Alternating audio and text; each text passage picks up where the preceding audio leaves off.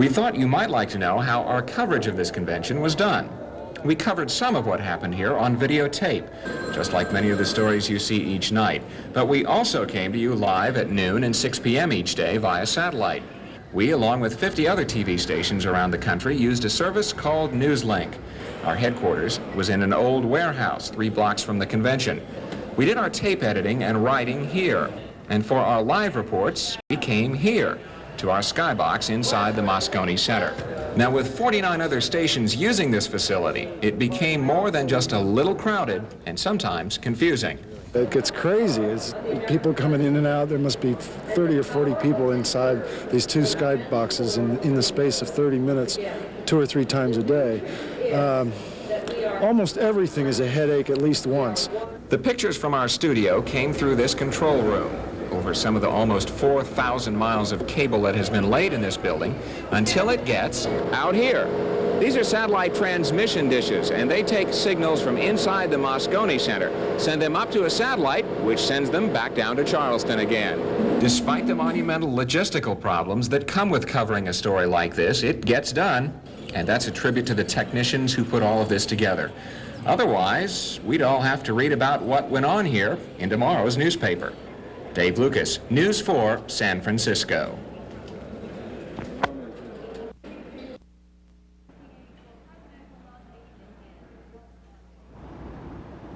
San Francisco. This view shows how it cascades down to the bay. Alcatraz sits in the middle of the bay. From up here, it's hard to imagine it once housed some of the most dangerous men who ever lived. San Francisco is a city of mixed cultures, truly the melting pot of the West. And because of that, the city has an amazing tolerance for some very different people. Hey, friend, give me your friend. Where you been? Drop some in. Looking from the Bay Bridge, the skyline. San Franciscans are worried about their skyline. Every 6 weeks, a new skyscraper is topped off here. Driving in San Francisco is an experience, nothing like the BA. Going down the streets, you can't help but remember the chase scene from that Steve McQueen movie, Bullet. San Francisco was once a fishing town. Ships were passed down from generation to generation. Now there are very few left. That's because it's too expensive to fish based out of the bay, so fishing people have moved to cheaper harbors. All in all, San Francisco is a charming city to visit.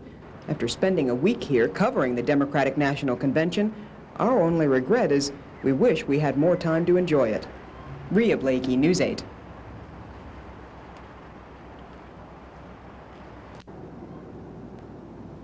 Here we are at the KTUL editing booth at 523rd Street in San Francisco, just blocks away from the Moscone Center, where the news breaks hard, fast, and in a hurry. We're working feverishly here to bring you the latest in Tulsa. Now we're moving into the ladies' room, a very chic, suave, swank place. Notice that air duct in case any foul odors come in here, and just in case you want to have a party and have some people come in without the management knowing. These people, too, have been working feverishly to get the news to their city. Where are you from, sir? Albany, New York. Albany, New York, and they're getting the latest from this man whose name is... Bob Lawson. Thank you, Bob. That's enough. And now, this man who doesn't know what on earth we're about to do, but who's been taking care of all our equipment while we've been out on the streets. What's your name, sir, and what is your job like? You're kidding. No, I'm not. We're very serious. This is going all over the world, being beamed by satellite. Please, sit up, get into the shot, and tell us your name. Walter Mondale. Thank you, Walter. You're next president sitting here. Thank you, Walter. Yes, this is the lounge area. Every possible amenity you could possibly want. We're having a great time. Journalists from all over the world are here at this editing booth, all of them having breaking information. You should have seen that shot. You know, producing something like this has been very straining. I've been a bit...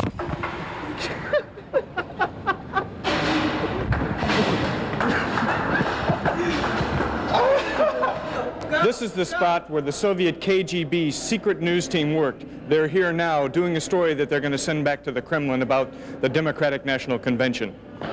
I'm Rhea Blakey at the Democratic National Convention in San Francisco. All week long here on News 8, we've been bringing you the latest breaking stories from the floor, off the floor, on the sidewalk, and that's all because here at News 8, we are... Newsbusters. Newsbusters. Newsbusters. Newsbusters! Newsbusters. Newsbusters. Newsbusters.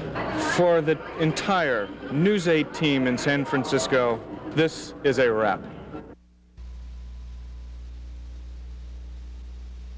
3, 2, 1. The story you're about to see is true. The names have been changed to protect the crew. My brother's name is Tom. I'm Bill Dorr, and this is The City.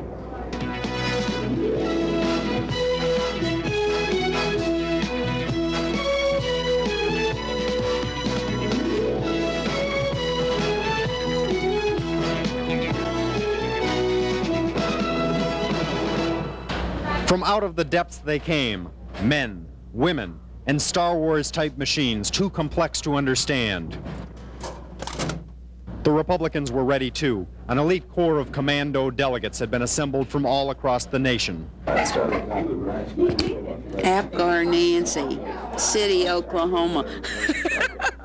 The stage was set. Everyone was expecting a Reagan love fest, but no one was prepared for the emergence of an overwhelming dark horse candidate.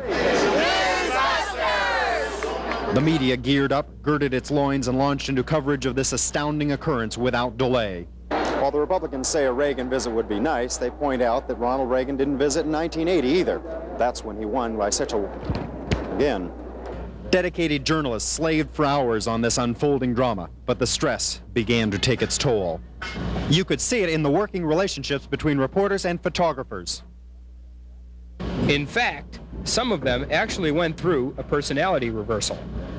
Meanwhile, deep below the convention floor in this luxurious media command center, awestruck television executives pondered the turn of events. But this wasn't a story the media could control.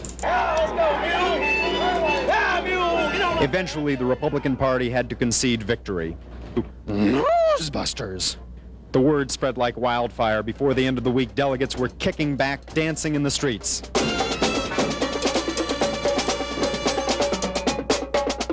Even the Secret Service joined in the celebrations. It makes us proud to be Americans. Ken Wills, News 8. Good night.